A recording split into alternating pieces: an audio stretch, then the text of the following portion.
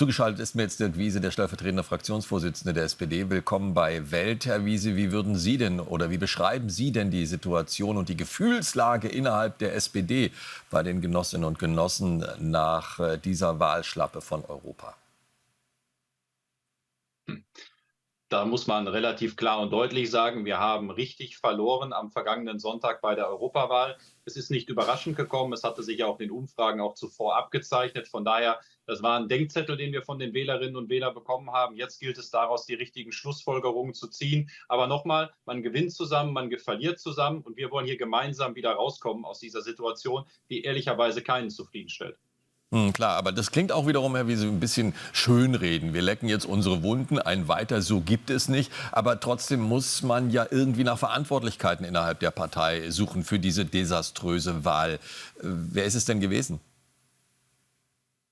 Ich tue mich immer schwer, konkrete Verantwortlichkeiten jetzt an einzelnen Personen festzumachen. Ich glaube, das wird nicht gerecht. Ich habe es gesagt, man gewinnt zusammen, man verliert zusammen. Und ehrlicherweise, wir wollen zusammen wieder Wahlen gewinnen. Und dafür krempeln wir jetzt auch ehrlicherweise die Ärmel hoch.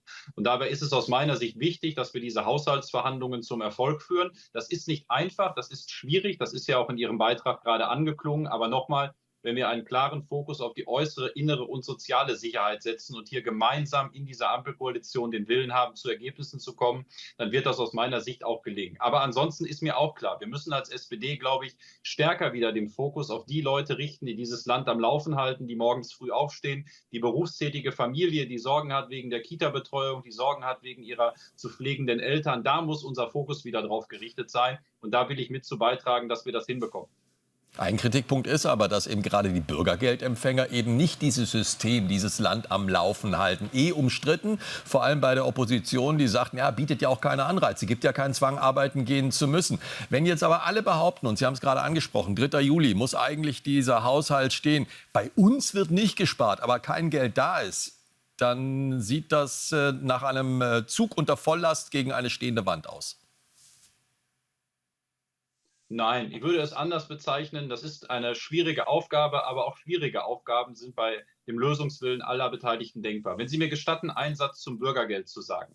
Ich glaube, dass viele Wählerinnen und Wähler uns zu Recht kritisiert haben, weil sie das Gefühl haben, dass wir zu sehr den Fokus auf diejenigen gerichtet haben, die nicht arbeiten. Da muss man beim Bürgergeld aber hinschauen. Dort sind auch sehr viele Alleinerziehende drunter oder Aufstocker, die am Monat nicht genug Geld zur Verfügung haben, um davon zu leben. Oder Alleinerziehende, die gerne mehr arbeiten würden, wenn sie könnten. Aber nochmal, trotzdem ist die Kritik richtig. Ich glaube, es ist so, wenn ich das mal pauschal zusammenfassen darf, diejenigen, die von der Bürgergeldreform profitiert haben, haben uns sehr wahrscheinlich nicht gewählt und andere waren zu Recht sauer, gerade in der Industriearbeiterschaft, bei der Facharbeiterschaft, die ganz klar gesagt haben, schaut mehr auf uns, ihr müsst Lösungen für uns, für die arbeitende Mitte haben, anstatt für diejenigen sozusagen, die nicht täglich arbeiten. Diese Kritik nehme ich sehr ernst und hier müssen wir auch die entsprechenden Schlussfolgerungen ziehen.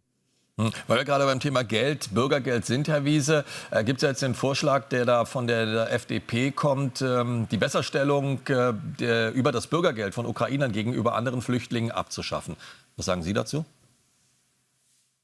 Naja, hier muss man eins wissen, diese Koalition hat sich gemeinsam darauf verständigt, nach dem Beginn des russischen Angriffskrieges die Ukrainerinnen und Ukrainer in das Bürgergeld mit einzunehmen, weil das auch gerade die Kommunen entlastet hat, weil die sonst letztendlich die entsprechenden Verfahren über das Asylbewerberleistungsgesetz hätten vollziehen müssen. Von daher war das eine richtige Entscheidung, die auch da gewesen ist. Von daher jetzt sozusagen pauschal eine Rückkehr zu fordern. Ich glaube, hier muss man, wenn man sich das überhaupt anschaut, sehr intensiv gerade mit den kommunalen Spitzenverbänden in das Gespräch eintreten, weil die letztendlich dann die Arbeit auf den Tischen hätten. Und ich glaube, da ist einiges zu diskutieren. Also nochmal pauschal das in den Raum zu werfen, da gibt es viele Fallstricke.